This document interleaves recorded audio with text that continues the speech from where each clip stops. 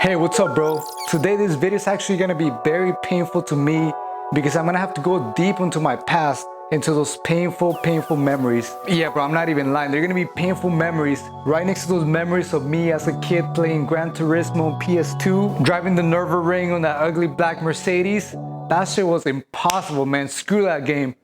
Need for Speed was way better either way. But the reason why I say it's gonna be painful is because I'm gonna talk about all the expensive things that have broken in my C6 Corvette in the 5 years that I've owned it. And before you start assuming things, no, I'm not an Uber driver. Even though I look like I could be an Uber driver, I actually don't put a lot of miles in this car. Since I've owned this car in the 5 years, I maybe put about 15,000 miles, if anything. But owning this car has not been that bad. I'm not even gonna lie.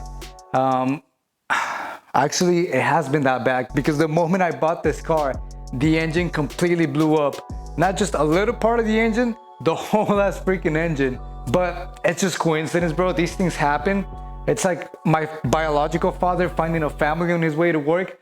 These are just natural things that tend to happen. But I still want to go over all these things because I know they're going to help you in the long run if you're planning to buy a Corvette. And I actually have a list here of all the things that broke. Christine, Justine, Catherine, Pauline. Oh shit, this is my to-do list. I'm sorry, bro. But no, I actually do have another list right here of the things that I've broken on my car, and it's a lot of bullshit. So let's begin. So I actually bought this car in Vegas and I drove it to San Diego the same day.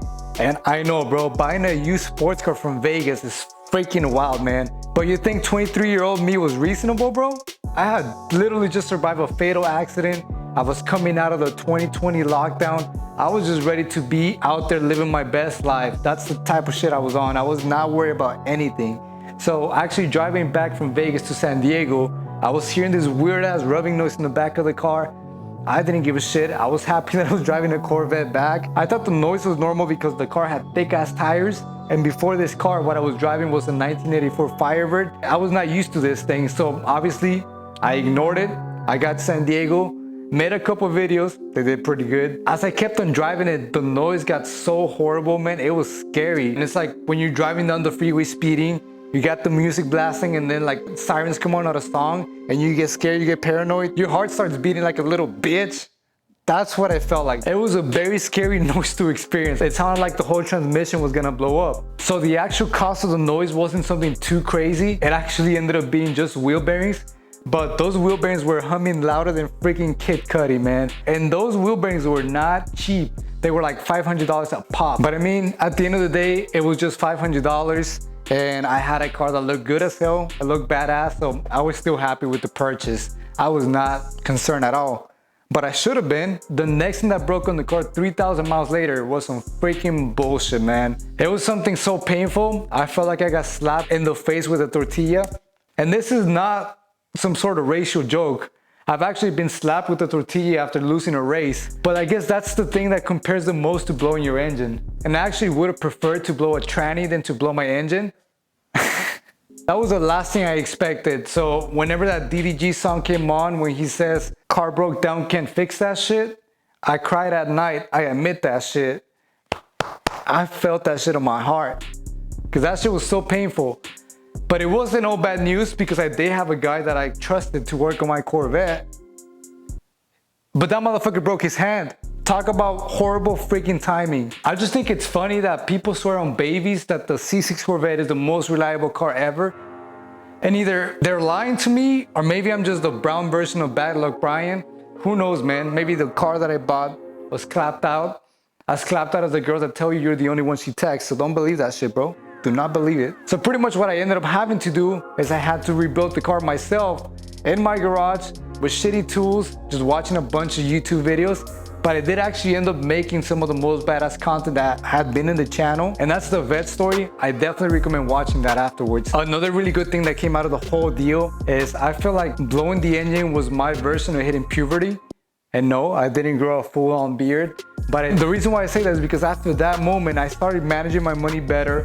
I started making better life decisions. But yeah, over the course of a year, I did end up fixing my car slowly. And while I was in the engine bay rebuilding everything, I did replace a bunch of parts. Even after all that was taken care of, as soon as the car was ready a year later, Things started breaking the moment I started driving the car. How does that even work, bro? I wasn't driving the car and shit was just breaking. Like, for example, as soon as I got the car running, the battery was completely dead. So I had to throw a battery in it. I drove the car another week.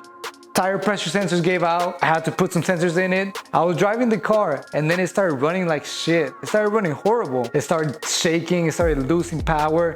It started running worse than a 300-pound man wearing sandals and shorts trying to steal from a liquor store. You could not make that shit run. What actually ended up being the issue was my map sensor. I popped one in it, bop, car started running normal again, until the next thing broke a few thousand miles later. So the next thing that actually ended up breaking on my car, it's actually not the car's fault, it's actually my fault. Because it was an aftermarket piece that I had installed. It was a bypass plate for the oil cooler. So the seal took a shit and it actually started leaking oil everywhere. But that's aftermarket, so we're gonna ignore it.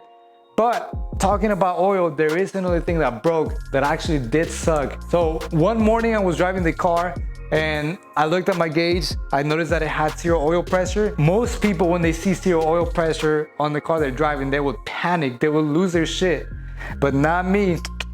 No sir, because this car has built my bullshit tolerance so much that I saw it and I was just like, fucking brake, bitch. I dare you to brake. I'll trade you for a Prius right now. And just like that, the car was fixed. I'm just fucking with you. No, I actually took it back to the garage. I started diagnosing it and it ended up being the oil sensor switch. It wasn't expensive, it was just a bitch to replace. But once I did that, the car was running perfectly and it's been running perfectly ever since. And I know you probably just look at the bottom of the video and you still see that there's like 5 minutes left. So let me just keep going. It wasn't the end. It was the end with the engine repairs, but not with the rest of the car. So the next thing that broke in my car was one of the exhaust valves. It started making this ugly ass rattling noise whenever you put it in the quiet mode. And it's nothing too complicated, but it was very, very annoying. It kind of sounded like the keys of that one girl that drives the Nissan Altima. You know, she's got like all those stupid little charms on the keys. They're making a lot of noises. She'd be walking around sounding like the janitor at the freaking Marriott Hotel. And I know, bro, it's very difficult to find something that's as annoying as girls that drive Nissans, other than Mexican dudes that drive Infinitis. But this rattle in the exhaust was very, very close. And I did try a temporary fix. It fixed it for a while, but I figured out that the only way to completely take care of the issue is replacing the whole exhaust system, which is something that I can't afford to do, bro. I just can't.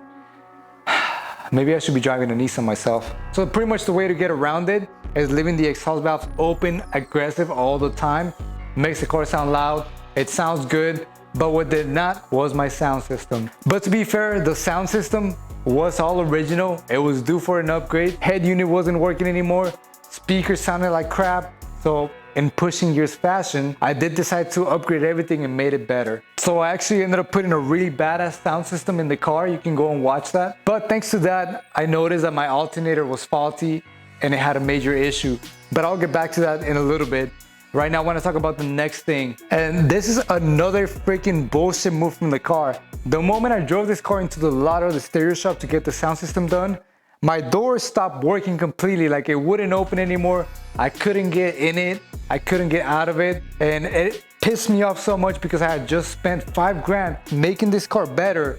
And now I have to end up spending another $400 fixing the door actuator for me to be able to get in my own car. This is some bullshit, man. And that's the reason why I repress these memories. All right, bro, so believe it or not, here is the last of it. So I recently took this baddie out on a date. I was happy to be riding around in a nice ass car, nice ass lady in the passenger seat.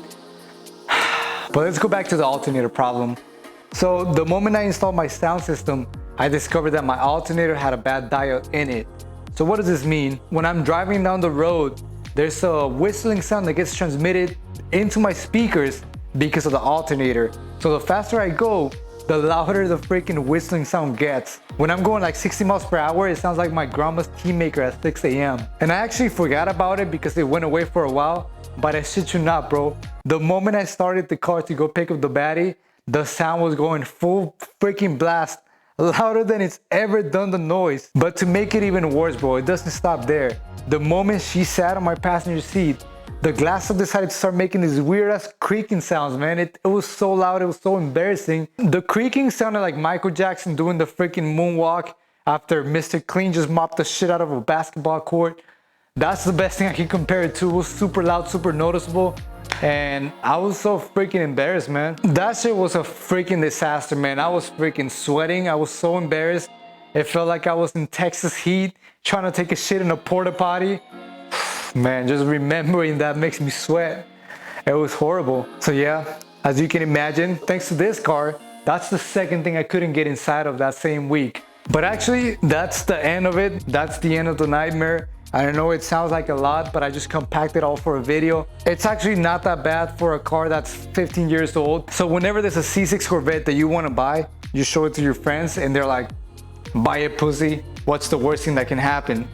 And this is literally the worst thing that can happen, and I still have my car. So I recommend you buying one too. Also, because I know if you're watching these videos, you're probably somewhere from 18 to 34 years old, which means that when you want to buy a Corvette, it's probably going to be in the $18,000 to $24,000 range, which a lot of the cases are going to be high mileage. And like my granny always used to say, that shit is going to be ran through. I guess if you want to buy a C6 Corvette, it will be perfect if you're planning on making YouTube videos, because this car is allergic to not being broken. Driving this car is like the equivalent of edging for a car enthusiast, because it's super fun, but you're always right at the edge of blowing up.